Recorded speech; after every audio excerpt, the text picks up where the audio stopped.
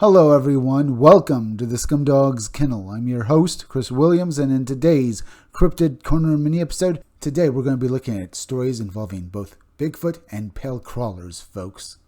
In these two articles, we'll learn about how the witnesses were terrified and perplexed at what they saw. And the first article, which we'll read, is titled Sasquatch Encounter and High Strangeness Experienced in Los Paradas National Forest. Let's get into it now, folks. Hear exactly what the witnesses saw. This old ranger then said, "Oh, that must be the Sasquatch that frequents here. We've all seen it." We meant the other former rangers and full-time staff.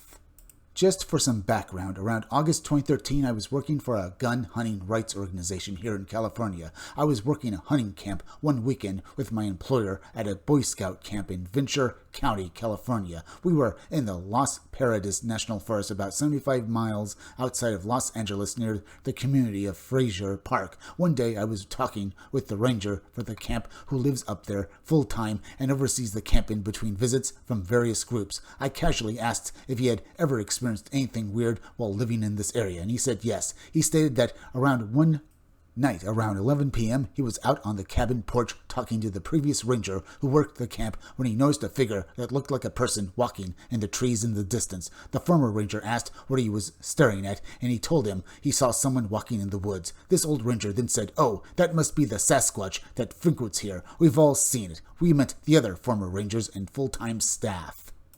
Additionally, the ranger has also stated that deer, rabbits, and other animals are often startled by something in the forest, but he is only able to hear whatever it is run off. Additionally, the valley is formerly Chumash land, and there are archaeological sites throughout the area, and many hikers who make the trek to this area often reported hearing strange sounds and feel like they are being watched. When I was up there, I didn't see anything for myself, but if there is any creature, I am sure they were scared away from the camp after days of shotguns going off, thanks TF. I received other information from Los Paradas National Forest around 5 years later. Recently, I saw one of the most elusive creatures that may inhabit the Los Paradas National Forest, Bigfoot. The sighting was on the evening of December 28th last year while watching a herd of deer grazing in the oak woodland immediately north of Lake Casidius, not burned by the recent Thomas fire. The herd of 8 deer abruptly stopped their grazing and looked up in alarm. The sun had set, and as darkness came in, a large, upright, walking, furry figure appeared and moved along the edge of the woodland toward the herd. The deer moved to the other end of the woodland. The creature, which has been seen in the Casidius watershed area many times over the years, did not appear to be in a hurry, but did disappear back into the shrub grove. The creature was about 8 to 9 feet tall, with light brown fur, and walked upright, RB. And then we have the next following strange account, which occurred in the same area. Michael Herdman, 36, went missing on June 13, 2014, when he ran after his dog in difficult terrain in Los Paradas National Forest. His body was spotted 1,200 feet above his campsite among rugged cliffs. His dog was found alive on Sunday in the parking lot where Herdman left his car 12 miles away. A California firefighter who went missing 2 weeks ago during a camping trip after he ran after his dog has been found dead among rugged terrain in Los Paradas National Forest, authorities said Friday. Michael Herdman, 36, ran after his black lab, Duke, the night of June 13 while he was barefoot and wearing just a t-shirt and shorts. The Woodward pooch was found Saturday in a parking lot where his owner had parked his car about 12 miles from where Herdman and buddy Tyler Byers, 27, had set up camp along a river, bottom woods outside the city of Fillmore. Now, Bigfoot might not be related to the disappearance of Michael Herdman and his body being found, but then again, his body was found 1,200 feet above his campsite, folks. So how did he get there? Maybe, maybe not, we don't know. But either way, still worth our time to look at. But now, folks, let's look at this article detailing an encounter with what I think is a pale crawler. This article is titled, Dark Red-Eyed Humanoid Encountered on Arizona Highway. Let's get into it now. Hi, back in the spring of 2016, a few of my friends were talking about their experience with some weird creature in the desert southeast of Tucson near Vail, Arizona. The descriptions sounded a lot like Mothman, though this creature had no wings. I was skeptical, but I didn't want to doubt my friends because whatever this was had really scared them. They said that they believed it was some kind of alien being.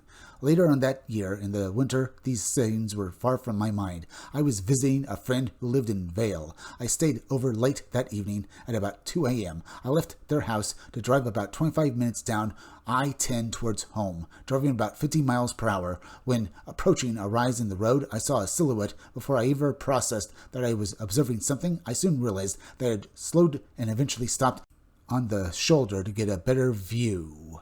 It was about 20 yards or so away, staying almost in the middle of the road. Because of the rise in the road, I could only see this form from the hips up. It was very tall and looked human-like, very skinny, with long, thin arms and skin that was dark, leathery, and dry. Though there was a sheen to the body, the eyes were a reflective red color. I couldn't tell if it was looking at me or not. There wasn't another car in sight at the time. I'm usually very calm during emergency situations. I'm very interested in unexplained phenomena, but confronting this thing, the panic switch flipped. My mind is telling me to hit the gas, but I just sit there staring at this thing. I looked down for a second, considering turning around and driving back to my friend's house.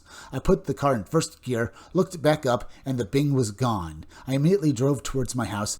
I was shivering uncontrollably the whole way home. I pulled into the driveway, walked in the kitchen door, and became violently ill. I literally passed out in my bathroom. I didn't wake up until about 1 p.m. that day. I dragged myself off the bathroom floor and immediately went to bed. I was totally exhausted and just wanted to sleep. I rarely left the bedroom for the next 5 days. I had no appetite, and it seemed like every bone in my body ached. One of my friends eventually came over and helped me into the living room. I ate a little bit, but I was still very tired and despondent. I didn't tell her or anyone else what I had encountered. I just said that I had the flu. Do you have any idea what I observed out in the desert? Have you heard of similar creatures? ML. There's a note with, of course, a little more information, folks, and let's read that now. I contacted ML by email. She seems reluctant to discuss this event and is somewhat fearful that this being may seek her out. The being didn't seem to be an apparition, and her description suggests that it was an actual corporeal entity. It is interesting as to the number of bizarre cryptids and humanoids that are encountered in the desert. This event was no exception. Now, folks, these stories are very strange. Now, this story with ML, I would have to say that from the description she gave, that this creature sounds very much like a pale crawler. Remember, her friends said that they also saw this creature, or at least something that looked very much like something with, well, the eyes of Mothman, glowing red eyes out in the darkness, but it didn't have wings. And this sounds exactly like what this girl ML saw as well. And her friends said that they thought it was an alien. Remember, folks, pale crawlers are often, well, very similar to gray aliens and tall grays. They're both basically hairless beings with basically no noses and basically alien-like features occasionally, like the way gray aliens are described and stuff like that, with big black eyes. But sometimes they're also described as having no faces on their heads, basically just lumps of flesh with no features on them. In this case, though, this entity did sound like it had facial features, but the most striking thing was the big red glowing eyes, much like Mothman. But in other words, it sounded exactly like the way most people describe, well, pale crawlers. And then there are these encounters with Bigfoot in Paris, well, National Forest in California, folks.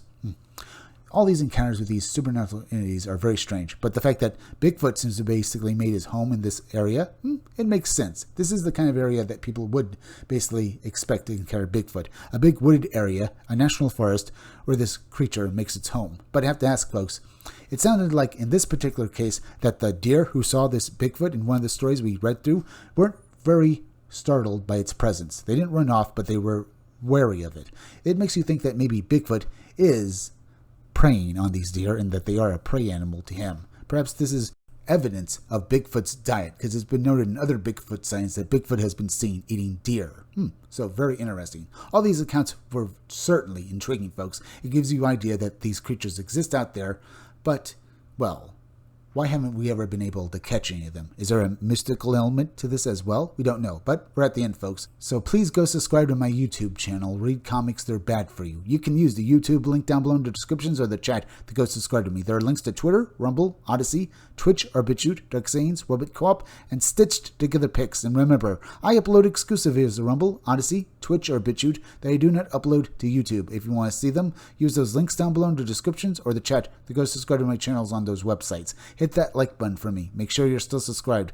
Leave some comments down below. Hit that bell for notifications. make sure to hit the part of the bell that will give you all future notifications, and please share this video out. I'm Chris Williams from the Scumdogs Kennel. Thank you all for joining me. I'll be back again tomorrow with another great video, so be sure to come back again then. Till next time, folks, I'll see you all again soon.